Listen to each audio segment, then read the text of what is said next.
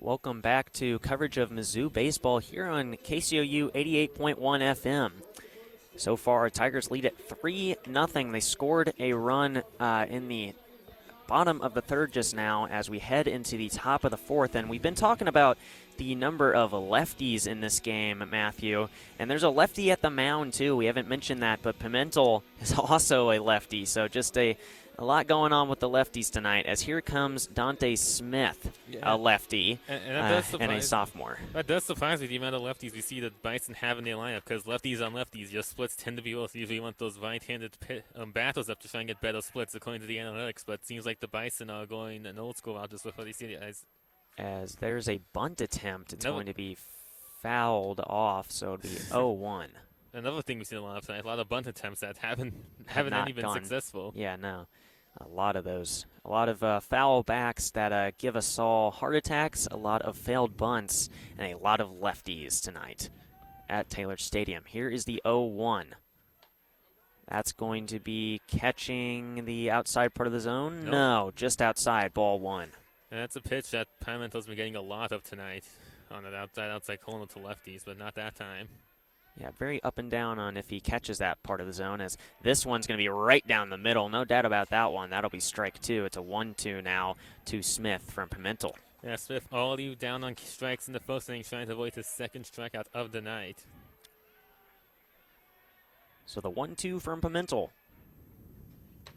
He will take that for strike three, and he will strike out for the second time tonight.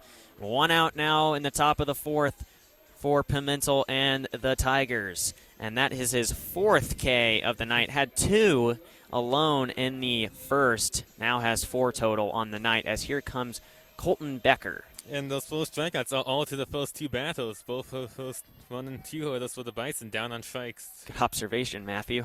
I did not notice that. That's why I keep scoring, man. Pen and paper, old school. Good job. Here's another lefty, Becker, and he's going to be hit. Second hit by no. Yes, it is. They are. Okay, they are calling it. Yeah, Tigers appeal to see if it hit the bat, but third base umpire signals it did hit the bat, and he will take first. Yeah, wasn't entirely sure at first there, but will be the second HBP of the night tallied against Pimentel. So that base will be taken by Becker, and here comes Trujillo, another lefty, fourth lefty in a row to start out the lineup for the Bison. And Trujillo was hit by a pitch his first at bat. He was. So the senior now, batting 190. We'll try and get the Bison kind of back into this one as the Tigers lead at 3-0 in the top of the fourth. That one's high, and it looked like it might have hit Trujillo, but it didn't. And Trujillo saying something to Pimentel on the mound. Not too happy. All he was hit once today, just saw a teammate get hit, and that pitch is inside. Not too happy with the Tigers southpaw on the mound. So 1-0 to Trujillo as tensions rise here at Taylor Stadium. That one's high, 2-0, as Mateo looks down Becker at first base, make sure he stays there. And now it'll be a mound visit. Not sure what this could be about here. Well, why we have the opportunity today is the battle of the broadcast. KCOU is squaring off against our rival station at KU, KJHK. The goal, whoever can raise the most funds within 24 hours wins. From noon Friday until noon Saturday, help us show off why we're the best student radio station out there. To donate, visit kcou.fm/donate. Your support helps us provide unmatched opportunities to our students. Thank you. And Tigers do play KU, the Mizzou baseball team, 2 days this year in Lawrence on March 17th before hosting them at Taylor Stadium March 31st. Both those games will be on Tuesdays and at 6 p.m. Central Standard Time. 2-0 Trujillo. Man at first, Becker, and he's thrown out again. A lot of checks to first base by Missouri pitchers tonight. They really want to make sure they don't allow that stolen base on them or allow a Bison in scoring position here. Yeah, only one Bison's managed to raise a scoring position on the night tonight. 2-0 is taken for strike one, catches the bottom right part of the zone. So 2-1 now, as Trujillo may have argued his case to the ump a little bit there, but very briefly. So 2-1, one out, man at first. Again, eyeing first base before the pitch is fouled off down the right side. So 2-2 now. Yeah, now the approach changes from a Hills count. Now do you still want to be aggressive, maybe risk a strikeout here when you can put a ball in play, might have an out but slow the guy on, or do you just defend with 2 strikes and see what happens? We'll find out in a moment. 2-2 to Trujillo. Trujillo crowning the plate a bit. The pitch is just outside, or low, I believe, for ball 3. So it's a full count with 1 out. A good take by Trujillo. I won't be surprised to see Becker's run on first base to try and avoid the double play if it is a ball in the infield. Full count, 1 out, man on first. Pimentel again eyeing first base. He's going to throw it. That's going to be tipped and tagged out along the running line as umpires are going to have a little bit of a discussion here. Pimentel tagged Trujillo as he tried to run to first, and they're going to call it a foul.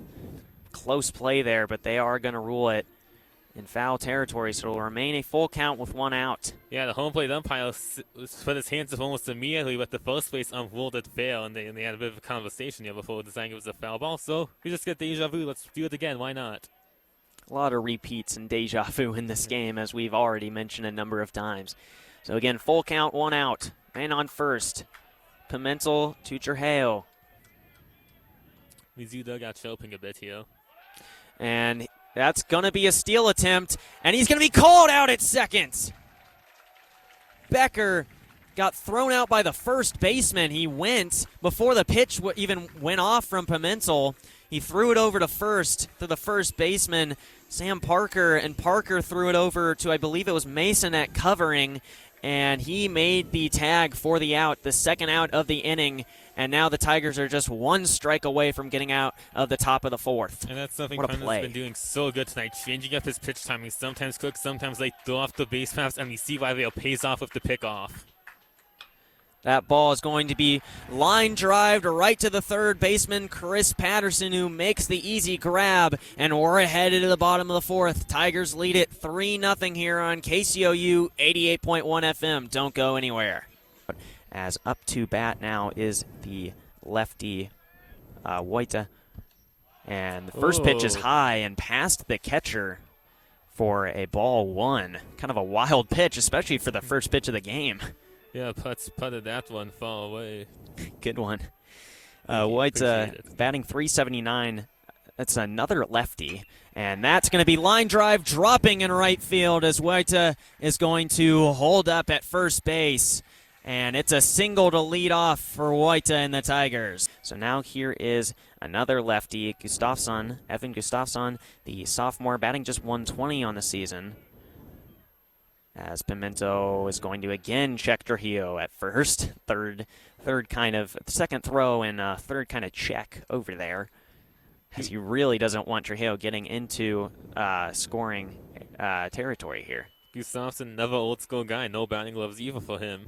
Yeah, another no armbands or sleeves or anything either, as that one's going to be grounded up the middle. Flip to second for 1 out. Throw to first. He got him!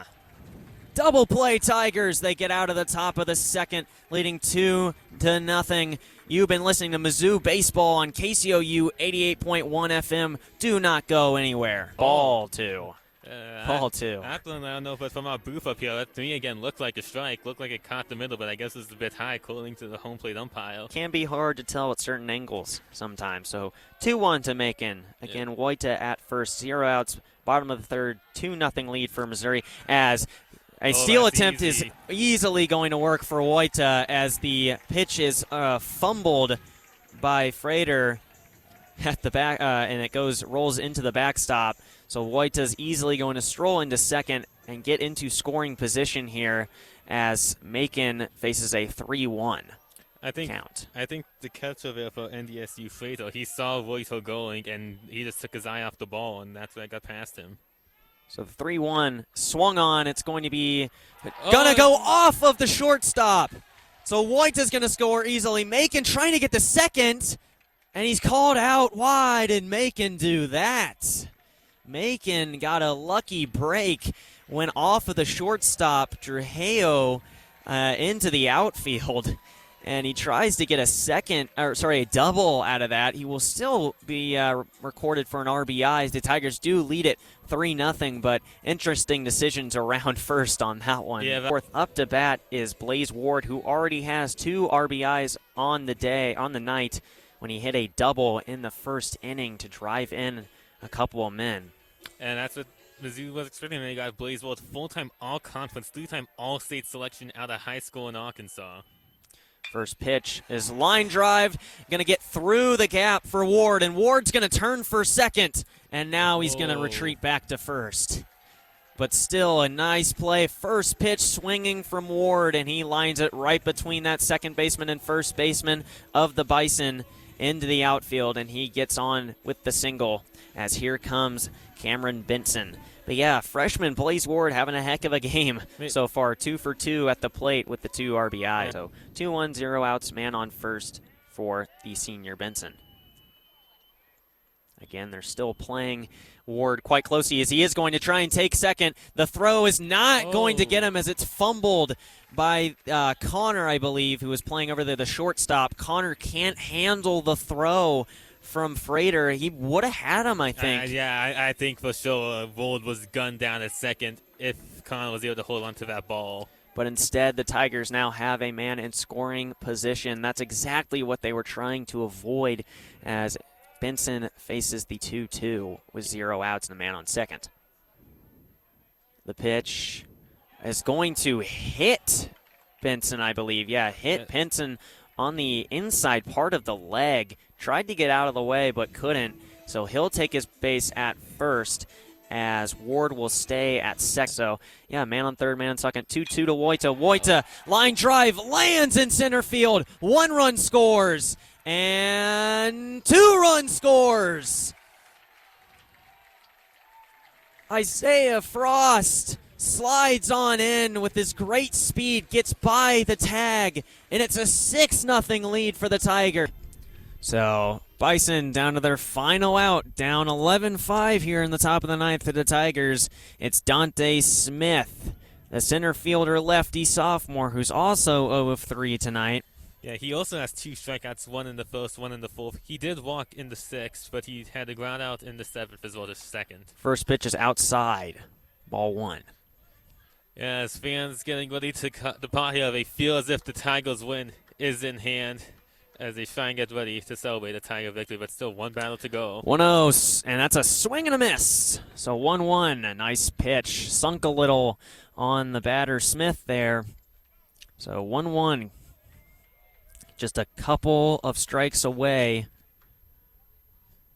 That one's going to be in there for strike 2, and he's just 1 strike away as he caught the outside part of the zone. Taylor Stadium coming to defeat here. They can feel a Tiger victory. Only 1 measly last final strike away from getting a win to open up this 3-game weekend set. The payoff pitch. It's in there. Strike 3. Villarreal does it. And the Missouri Tigers beat the North Dakota State Bison in Game 1 of the series here, 11-5. So that'll do it here from Taylor Stadium. The Tigers beat the Bison 11-5 in Game 1 of the series. They improved their record on the season to 8-2, and we're going to send it to our studio here on 88.1 FM, where they'll bring you a little bit of post-game content. So don't go anywhere. Stay with us for that here on KCOU 88.1 FM.